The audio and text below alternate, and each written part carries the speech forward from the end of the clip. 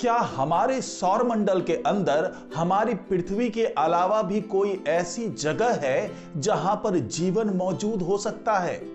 तो ये जानने के लिए वैज्ञानिकों ने हमारे सौरमंडल के अंदर मौजूद कई ग्रहों के चक्कर लगाए, उसके चंद्रमाओं को टटोला और उसके बाद उन्हें ये बात समझ में आई और जैसा कि वो उम्मीद जता रहे हैं कि कई जगह ऐसे हो सकते हैं जहां पर किसी न किसी रूप में जीवन मौजूद हो।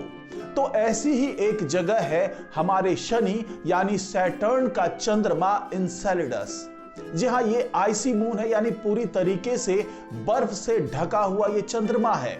और इसके बारे में वैज्ञानिकों को लगता है कि यहां पर जीवन मौजूद हो सकता है। लेकिन इस जीवन की तलाश कैसे की जाए, इस जीवन को ढूंढा कैसे जाए? तो अभी जो ताजा रिसर्च हुआ है उसमें वैज्ञानिकों ने दावा किया है कि हम बिना इनसेलेडस पे लैंड किए हुए भी वहां पर जीवन का पता लगा सकते हैं। तो आखिरकार वो कौन सी तकनीक है जिसकी मदद से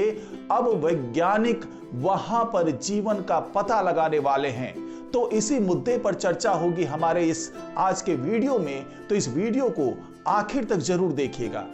नमस्कार, मैं हूं डॉक्टर सुरजीत सिंह और आप देख रहे हैं महना मिस्ट्री। तो दोस्तों, शनि का जो ये चंद्रमा है इनसेलेडस, उस पर बहुत मोटी परत है बर्फ की और वैज्ञानिकों के रिसर्च में ये बात निकलकर सामने आई कि उस मोटी परत के नीचे पानी भी मौजूद है। बहुत ही सॉल्टी ओशियन वहां मौजूद है इनसेलेडस पे। लेकिन अगर हम इसके ऊपरी परत की बात करें तो इसके सबसे पतली परत जो है, जहां पर आप छेद करके समुद्र तक पहुंच सकते हैं, तो वो पतली परत भी 5 किलोमीटर मोटी है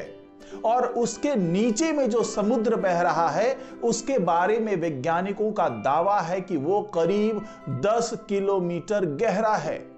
तो उस समुद्र के पानी तक पहुंचने के लिए तमाम कोशिशें करनी होगी, जिसके बाद हम ये पता लगा पाएंगे कि क्या उस पानी में जीवन किसी स्वरूप में मौजूद है। लेकिन अब जो वैज्ञानिकों ने बताया है, जो ताजा रिसर्च किया है, उसके आधार पर अब वो दावा कर रहे हैं कि कोई जरूरी नहीं है कि वहां पर जाकर उस मोटी परत को उसमें छेद किया जाए, उसमें होल किया जाए, उसके बाद वहां के पानी में जाकर देखा जाए, बल्कि इसका एक दूसरा तरीका भी हो सकता है और हम केवल वहां पर अपने स्पेसक्राफ्ट को भेजकर, जो कि इनसेलेडस का चक्कर लगा रहा होगा, उसकी मदद से भी हम ये पता लगा पाएंगे कि आखिरकार उस मोटी परत के नीचे जीवन मौजूद है या नहीं है। तो आखिरकार ये जो तमाम कवायदें कर रहे हैं ये वैज्ञानिक, वो किस तरह की कवायद है और क्या वो तकनीक होगी जिसकी मदद से वो ऐसा कर पाएंगे, ये तमाम चीजें अभी मैं आपको विस्तार में बताने वाला हूं। तो अगर ये वीडियो आपको अच्छा लगे तो इसको लाइक कीजिए, शेयर कीजिए और कमेंट जरूर कीजिए। साथ ही इस महना मिस्ट्री चैनल को सब्सक्राइब कीजिए और बेल आइकन का बटन जरूर दबा दीजिए। तो दोस्तों, जो तकनीक निकाली है वैज्ञानिकों ने, वो तकनीक है कि हमारा कोई स्पेसक्राफ्ट वहां पर पहुंचे और उसके चक्कर लगाए और चक्कर लगाने के दौरान उसके पास वहां से जुड़े हुए तमाम मटेरियल्स पहुंच जाए, जिसका विश्लेषण करने के बाद ये वैज्ञानिक निर्धारित करे कि क्या वहां पर वाकई जीवन मौजूद है। तो आखिरकार बिना उसकी सतह पर उतरे हुए किस तरीके से कोई स्पेसक्राफ्ट ये पता लगा पाएगा कि आखिरकार वहां पर जो जीवन मौजूद है वो किस स्वरूप में है और उसके सैंपल किस तरीके से वो स्पेसक्राफ्ट जमा कर पाएगा। यही वो गुत्थी है जिसको आज मैं इस वीडियो में सुलझा रहा हूं। तो उस जीवन की तलाश करने से पहले यह समझना भी जरूरी है कि आखिरकार वैज्ञानिक ये दावा क्यों कर रहे हैं कि इनसेलेडस पर जीवन मौजूद हो सकता है। तो दरअसल वैज्ञानिकों का यह दावा इसलिए भी है क्योंकि उनका मानना है कि जो मोटी परत बर्फ की वहां पर मौजूद है और उसके नीचे जो सॉल्टी ओशियन बह रहा है, उसका पानी लगभग उतनी गर्माहट लिए हुए है जिसमें कोई जीवन पनप सकता है। एग्जैक्टली वैसे ही जैसे हमारी पृथ्वी पर मौजूद तमाम महासागरों में बहुत नीचे की सतह पर भी जीवन मौजूद है। भले ही उन्हें किसी तरीके से सूर्य की रोशनी नहीं मिल पा रही हो और समुद्र के उस इलाके में फोटोसिंथेसिस की कोई प्रक्रिया ना चल पा रही हो, इसके बावजूद वहां पर जीवन मौजूद है, क्योंकि वहां पर मौजूद जीवन को जो भी चाहिए, जो भी एनर्जी चाहिए, वो वहां पर हो रहे केमिकल रिएक्शन से उन्हें मिल जाता है। और ऐसा ही कुछ इनसेलेडस के समुद्र में भी होने की उम्मीद जताई जा रही है।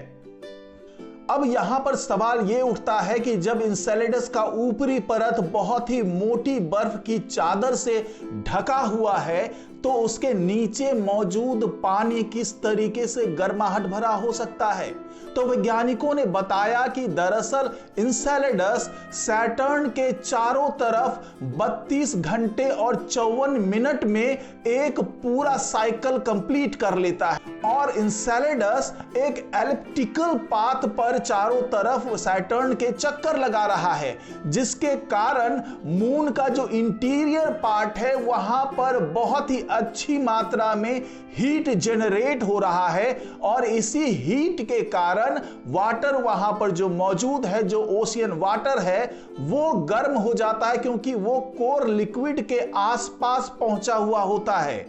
और ये केवल कोई सिद्धांत नहीं है, ये केवल कोई थ्योरी नहीं है, बल्कि अगर इनसेलेडस के साउथ पोल की बात करें तो वहां पर आइस शेल इतना ज्यादा कमजोर हो चुका होता है कि वहां पर फव्वारे की शक्ल में अंदर समुद्र का पानी बाहर आ रहा होता है और 100 किलोमीटर की ऊंचाई तक यह पानी पहुंच रहा होता है।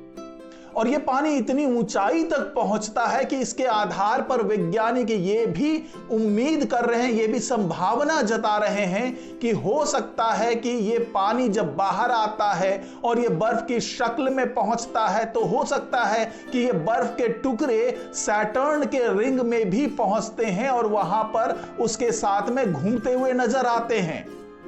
और जब एक दशक पहले सैटर्न प्रोब कैसिनी इसके चारों तरफ चक्कर लगा रहा था, यानी इनसेलेडस के पास से गुजर रहा था, तो इसने इस प्लम को नोटिस किया, उस फव्वारे को नोटिस किया और वहां पर मौजूद कई अनोखे मॉलिक्यूल्स को भी समझा। और ये मॉलिक्यूल्स लगभग वैसे ही थे जैसा कि अर्थ के हाइड्रोथर्मल वेंट्स के पास में पाया जाता है। और इस मॉलिक्यूल में मीथेन और काफी कम मात्रा में डाइहाइड्रोजन और कार्बन डाइऑक्साइड भी मौजूद था।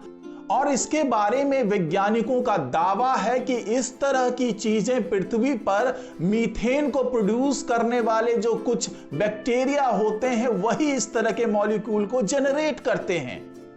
और वैज्ञानिकों का यह भी दावा है कि जो मिथेनोजेंस होते हैं, यानी कि मीथेन से संबंधित जो बैक्टीरिया होते हैं, जो जीवाणु होते हैं, वही मेटाबोलाइज करके डाइहाइड्रोजन जो है वो उत्सर्जन करते हैं और उसी तरीके से कार्बन डाइऑक्साइड का भी उत्सर्जन करते हैं और मीथेन को वो बाई प्रोडक्ट के तौर पर बाहर निकालते हैं।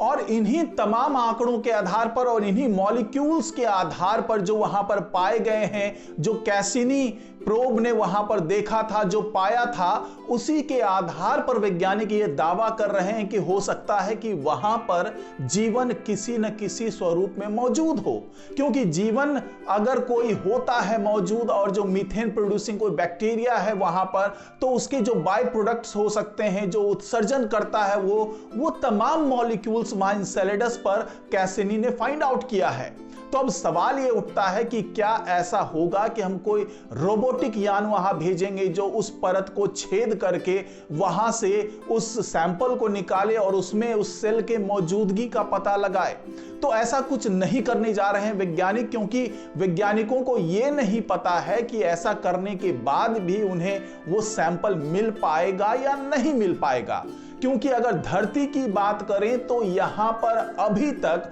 जो डीपेस्ट होल कर पाए हैं साइंटिस्ट, वो है लगभग 12 किलोमीटर। यानी कि जो पृथ्वी पर तमाम संसाधन मौजूद होने के बावजूद वैज्ञानिक 12 किलोमीटर से ज्यादा नीचे नहीं जा पाए हैं। तो इनसेलेडस पे ऐसे संसाधन को पहुंचाना बहुत ही खर्चीला मामला हो सकता है और हो सकता है कि वो कामयाब भी ना हो। तो फिर इनसेलेडस पर जीवन की मौजूदगी का पता कैसे लगाएंगे? तो इसके लिए वैज्ञानिकों ने एक तरीका अपनाया है और वो तरीका ये है कि वो एक स्पेसक्राफ्ट को वहां पर इनसेलेडस के पास भेजेंगे, लगभग वैसे ही जैसे कैसिनी को वहां पर भेजा गया था सैटर्न के पास। उसी तरीके से एक स्पेसक्राफ्ट को इनसेलेडस पर भेजा जाएगा और वो स्पेसक्राफ्ट वहां पे जो पानी का फव्वारा उसके साउथ पोल पे निकल रहा है, जो प्लम्स वहां पे मौजूद है, उसके आसपास से फ्लाई करेगा और वो जो पानी है उसके सैंपल को कलेक्ट करने की कोशिश करेगा। और इसके लिए उसे सतह पर नहीं जाना होगा, क्योंकि मैं पहले ही आपको बता चुका हूं कि वहां पर इतने फोर्स से पानी निकल रहा है जो कई 100 किलोमीटर की ऊंचाई तक पहुंच रहा है।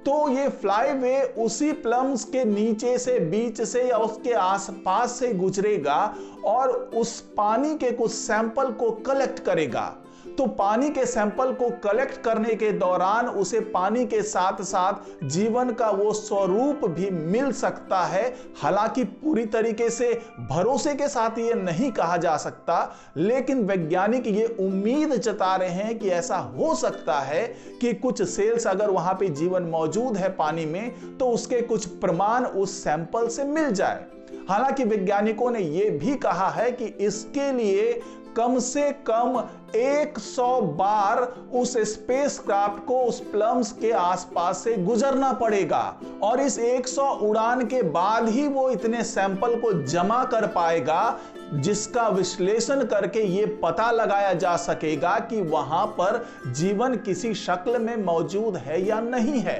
तो यही वो तरीका है जिसको वैज्ञानिक आजमाने की कोशिश कर रहे हैं और इस पर उन्होंने काम भी शुरू कर दिया है। और हो सकता है कि आने वाले दिनों में आपको ये सुनने को मिले कि कोई स्पेसक्राफ्ट ऐसा लॉन्च किया जा रहा है जो इनसेलेडस के चारों तरफ परिक्रमा करेगा और उस प्लम्स के आसपास पहुंचेगा और जीवन के किसी स्वरूप का वो पता लगाने की कोशिश करेगा। तो आज की रिपोर्ट में फिलहाल इतना ही।